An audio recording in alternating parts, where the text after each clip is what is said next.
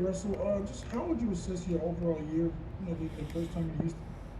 Not bad, Obviously, it didn't turn out as planned, but there's so many things and so many different obstacles that we, as a team, had to overcome. For me personally as well. So, not a bad year, but obviously not the way we wanted to end it. Tim McMahon. Russ, what happened with Rondo's brother that upset you? I don't know, man. When people at the game, you're supposed to shut your mouth and watch the game. That's the rules, especially when you have families and people here. Apparently, I guess, because Rondo was talking, he decided he wanted to hop in too. But it's okay. It's all good. I get it. He wanted to take up for his brother. I don't know what, but that's it. But those rules stand for everybody, though. Don't matter who it is, family, whatever. But when you cross that line, then he's supposed to be at home. There's no rules or regulations for that. But he started talking crazy, and I don't play that game, so. Mark Medina. And Ross, James was just saying earlier that it's going to be key this offseason for the organization to put the right pieces around you and him. What do you feel needs to be done to have the kind of cast you need? It's not my decision, man. That's not my job as a player to come out, be ready to play, and that's it. That's all I can worry about. Dan Wokey.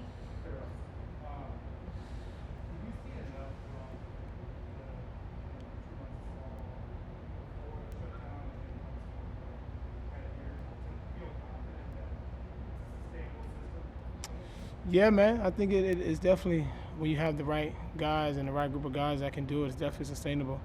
It's just here we had a lot of different obstacles, man, that deterred us.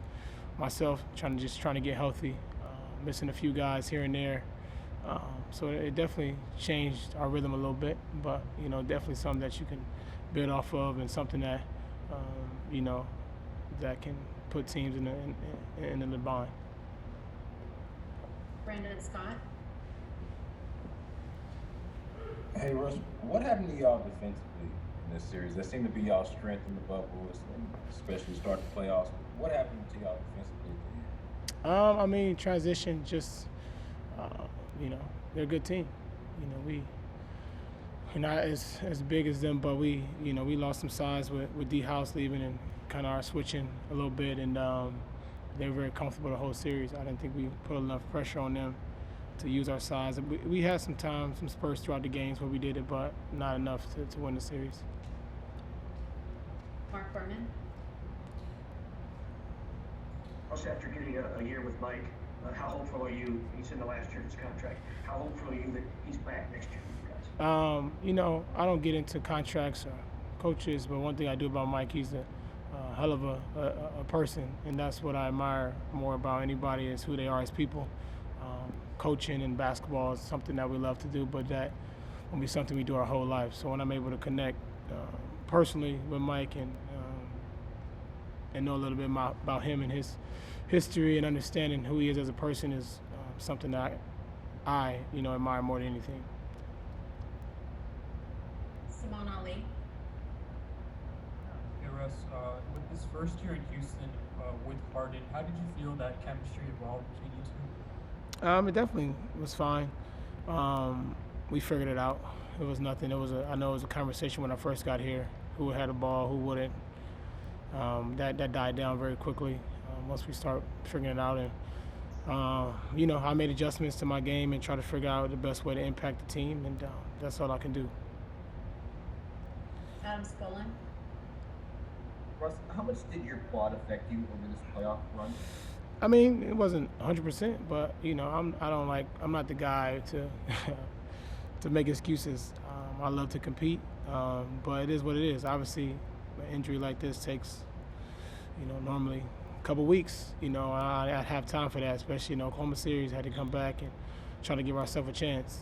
So I get time now to get healthy, and just unfortunate for me because it's Very frustrating, honestly, man. You know, coming to Houston and then catching COVID. I had to sit back 21 days without working out. When I came into Houston, I was kind of probably in the best shape I've been in a long time, coming from the break. And then I had to kind of get reacclimated, and I got here, played 2 games, and then boom, I got hurt again. So it's just very frustrating, honestly, for me, man, and knowing that in the postseason is where you're supposed to elevate your game, and I was just trying to catch rhythm at the time, and it's not time for that. But I just got to get back to the drawing board and make sure I get healthy, and that's most important. We'll take 2 more. Jonathan Scott. So much has happened in the NBA bubble. So as the journey comes to an end, we're just asking players to give us their last words to recap the NBA bubble experience. I don't know what you want me to say. Well, I just lost, so I don't really care what going on in the bubble now. Morgan Mitchell. Hey Russ, well, I just thought you does a lot for your community, whether it's the space you're playing or at home. I know during the stoppage a lot was what can we do, how can we be impactful. Yep. Have you guys thought about what you would do at the level? Honestly, Morgan, I think about it every day. It's something that my team and myself, I constantly work on, whether it's in my community or globally, figuring out to stay impactful, because that's the most important part. Like I said, basketball is something that we do. It's our platform, but it's not something I would do for the rest of my life. And that's a short period of my life, and the rest determines your legacy. And that's something that I'm very prideful in. It's something that I kind of think about every single day, and want to make sure that that's the most important part that I leave, especially behind for my kids and for the kids that look up to me. Thanks for watching ESPN on YouTube. For live streaming, sports, and premium content, subscribe to ESPN+.